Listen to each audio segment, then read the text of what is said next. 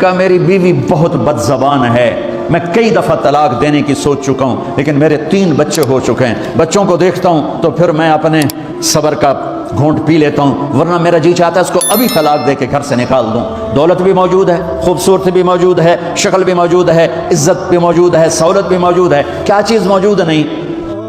ایک خاتون مجھے ملنے آئی، ملانے والے نے مجھ سے کہا کہ اس کا خاوند کھربوں پتی، ارب پتی نہیں، کھرب پتی آدمی ہے، کھرب پتی پاکستان میں 2 4 10 آدمی ہیں۔ اس خاتون نے آ کر میرے سامنے بولنے سے پہلے ہی رونا شروع کر دیا، ورنہ پہلے کوئی عورت یا مرد آ کے دکھڑا سناتا ہے پھر روتا ہے، وہ روئی پہلے اور بات بعد میں۔ وہ کہنے لگی مولانا صاحب مجھے لوگ بڑا خوش قسمت سمجھتے ہیں کہ میں بہت بڑے مالدار کی بیگم ہوں، لیکن میں لعنت بھیجتی ہوں اس کی دولت پر کہ اس کا رویہ ہی میرے ساتھ اچھا نہیں، تو میں ہیرے کے سیٹ کیا کروں، میں سونے چاندی کے سیٹ کیا کروں، میں یہ کروڑوں روپے کی گاڑی کو کیا کروں جب میرے خامند کا رویہ ہی میرے ساتھ انسانوں والا نہیں ہے اور اس کے اخلاق اچھے نہیں ہیں۔ میں آگ لگا دوں اس ساری دھن دولت کو، مجھے محبت چاہیے، اخلاق چاہیے، وہ کوئی نہیں اس کے پاس۔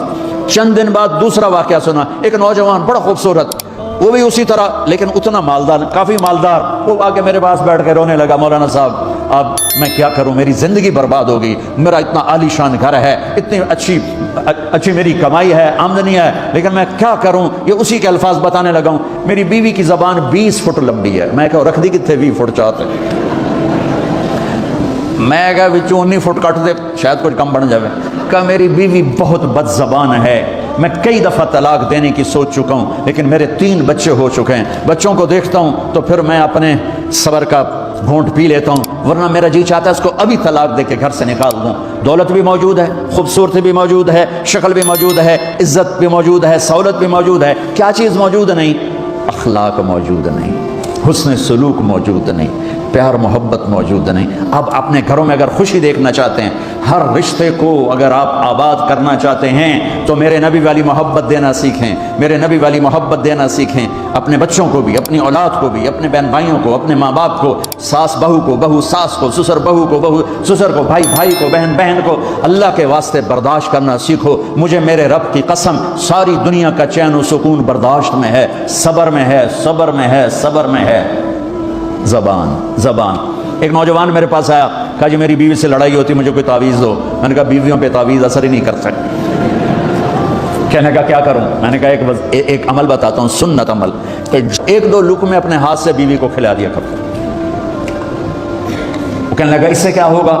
میں نے کہا تو تم دیکھو گے، پھر میں پوچھوں گا تم سے کیا ہوگا۔ میں نے کہا یہ سنت عمل ہے، اس سے محبت بڑھے گی۔ کوئی 8-10 دن گزرے تو اس کا فون ویسے آ گیا حال احوال پوچھنے میرا، تو مجھے اپنی بات یاد آ گئی۔ میں نے کہا میری بات پہ عمل کیا تھا؟ کہنے لگا نہیں۔ میں نے کہا کیوں؟ کہنے لگا شرم آتی۔ میں نے کہا لڑتے ہوئے شرم نہیں آتی؟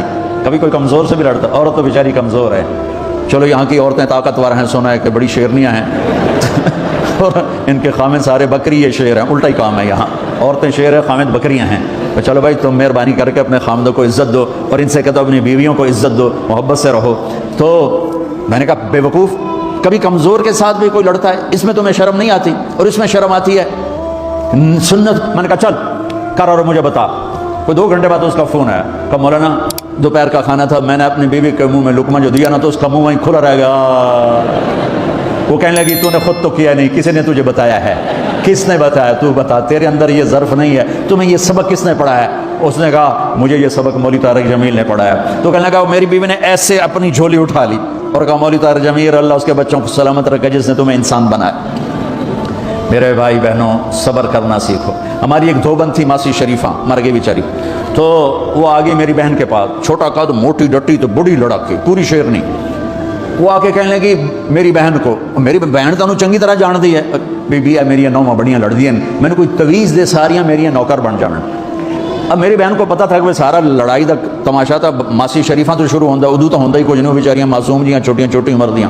تو میری بہن نے ایک تعویذ بنایا اور اس کو یوں رول کر کے نا اس کو کماسی شریفہ ہوں جس لئے تیری لڑائی ہوئے نا اس تعویذ تو چک مار کے بہ جانا ہے تے چھڑنا نہیں، یہ تو چھڑیا تو مر جانا، انہوں پکا کر کے رکھیں۔ اس نے کیا کیا؟ ماسی شریفہ کو چپ کروایا۔ اب ہمارا دیہاتی ماحول ہے، تعویذوں کی بڑا عقیدت ہے، صحیح تعویذ تو اثر کرتے ہیں لیکن اکثر تو ہیرا پھیری والے بیٹھے ہوئے سارے ہی، تو اللہ ماشاءاللہ۔ تو 8ویں دن وہ آ گئی، بی بی تو بڑا چنگا تعویذ دیتا، ساری لڑائی ختم ہو گئی۔ کیوں کہ ماسی شریفہ چپ ہو گئی۔ تو میں ان ساری مستورات کو یہ تعویذ دے کے جا رہا ہوں، یہ سب لے لو، یہ مرد بھی لے لو، اور جب کوئی جھگڑا ہو یہاں رکھ کے چپ کر کے بیٹھ جانا، آپ کی لڑائیاں ختم ہو جائیں۔ اگر آپ بولتے رہے تو پھر لڑائی ختم نہیں ہوگی۔ میرے نبی کی زندگی سیکھو، معاف کرنا سیکھو، محبت دینا سیکھو، ایسا نہ ہو کہ دو آپس میں بولتے نہ ہوں، ایسی بد اخلاقی سے بچو۔ اور آخری بات یہ ہے، آپ اس ملک میں رہتے ہیں، اب یہ آپ کا ملک ہے، اگر آپ کے پاسپورٹ ہیں تو یہ آپ کا ملک ہے، اس کو، اس کے قانون کو عزت دو، اس کے قانون کو احترام دو۔ یہاں کی گورنمنٹ کے ساتھ مجھے پتا چلا ہے کہ بہت سے لوگ ہیں فرضی بیمار بن کے وظیفے لے رہے ہیں، یہ حرام ہے، یہ دھوکہ ہے، یہ فراڈ ہے۔ جو حکومت آپ کی اتنی ہمدرد ہو کہ گھر بیٹھے آپ کو وظیفہ پہنچائے، آپ کے بچوں کے وظیفے لگائے، آپ کے وظیفے لگائے، انہی کے ساتھ دھوکہ کرنا ہے، انہی کے ساتھ فراڈ کرنا ہے۔ اللہ کی قسم یہ آپ اپنے ساتھ فراڈ کر رہے ہیں، یہ آپ اپنی ذات کو دھوکہ دے رہے ہیں، ان کو نہیں دھوکہ دے رہے، آپ اپنے آپ کو دھوکہ دے رہے ہیں۔ ایک سردار جی ریل میں چڑھا، ہنسی جائے ہنسی جائے، لوگوں نے پوچھا سردار جی بڑے ہنس رہے ہو، کہنے لگا ریلوے والوں کے ساتھ آج بڑا فراڈ کیا، چکر کا دے دیا، ریلوے کو چکر دے دیا ہے۔ کب سردار جی کیا چکر دیا ہے؟ کہنے لگا واپسی کا ٹکٹ بھی لے لیا ہے اور واپس میں نے آنا کوئی نہیں ہے۔ میں کہا سردار جی اپنے آپ نے چکر دیتا ہے تسی تو جتنی دو نمبری کرنے والے ہیں یہ اپنے آپ کو چکر دینے والے ہیں۔ اللہ کے واسطے اس حکومت کا نہ ٹیکس چراؤ، نہ ایسی دو نمبری کرو، نہ یہاں کی بچیوں کو دھوکہ دے کر کاغذ بنانے کے لیے شادیاں کرو۔ جب انگریزوں کی حکومت تھی انڈیا پر تو دلی میں ایک وہ پک پاکٹ رہتا تھا جیب کترا، اس کا چیلا شام کو 2 روپے لے کر آیا تو اس نے اس کو تھپڑ مارا، سارے دن میں 2 روپے۔ تو کہنے لگا استاد آج بڑا مال مارا تھا، ایک گورے کی جیب کاٹی تھی، بہت پیسہ تھا۔ جب میں 4 قدم چلا، سننا ذرا اس زمانے کے چور کا ایمان سننا، کہنے لگا جب میں 4 قدم چلا تو مجھے خیال آیا اگر قیامت کے دن عیسیٰ علیہ السلام نے میرے نبی کو گلہ دے دیا کہ آپ کے امتی نے میرے امتی کی جیب کاٹی تھی تو میرے نبی کو شرمندہ ہونا پڑے گا۔ تو پھر میں نے کہا میری وجہ سے میرا نبی شرمندہ ہو، میں نے جا کر اس کو واپس کر دیا، 2 روپے اپنے دے کپ کے لے آندے۔ تو اس نے اس کو 10 روپے انعام دیا کہ یہ 10 روپے تیرا انعام ہے۔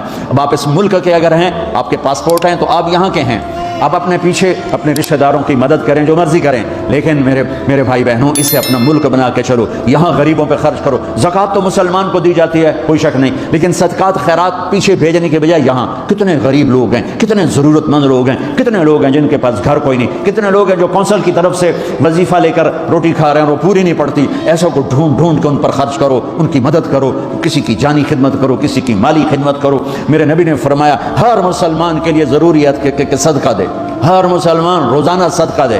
تو صحابہ نے کہا یا رسول اللہ پیسے نہ ہوں تو آپ کہتے چلو کوئی بات نہیں۔ کہا نہیں سنو، آپ نے کہا بازار میں جا کے مزدوری کرے اور مزدوری کی قیمت وصول کر کے صدقہ کرے، صدقہ اتنا ضروری ہے، بلاؤں کو ٹال دیتا ہے، مصیبتوں کو ٹال دیتا ہے۔ تو یہاں رہنے والے یہاں کے قانون کا احترام کریں، یہاں کے قانون کو عزت دیں، اللہ کے واسطے 2 نمبری نہ کریں، دیانتداری سے چلیں۔ میرے نبی نے فرمایا میرا امتی ہر گناہ کر سکتا ہے، 2 کبھی نہیں کرے گا، ایک جھوٹ کبھی نہیں بولے گا، ایک دھوکہ کبھی نہیں دے گا۔ تو اللہ کے واسطے دھوکے فراڈ سے چلیں۔ کہیں آپ لڑے ہوئے ہیں صلح کر لیں، پیار محبت دیں، معاف کریں، اپنے بچوں کو ٹائم دیں، ان کو اچھی تعلیم دیں، یہ اعلیٰ عہدوں پر پہنچیں، اعلیٰ جاب پر پہنچیں۔ ضروری نہیں کہ تمہاری طرح مزدوریاں ہی کریں، ان کی تعلیم کا یہاں اسکول بناؤ، یہاں کالج بناؤ، اپنے اسکول بناؤ، اپنے کالج بناؤ، اپنی اولاد کو اچھی سے اچھی تعلیم دو کہ یہ آگے چل کے بڑے شعبوں پر اور بڑی جاب پر پہنچیں اور تمہارے لیے عزت بنے، باعث عزت بنے، باعث افتخار بنے۔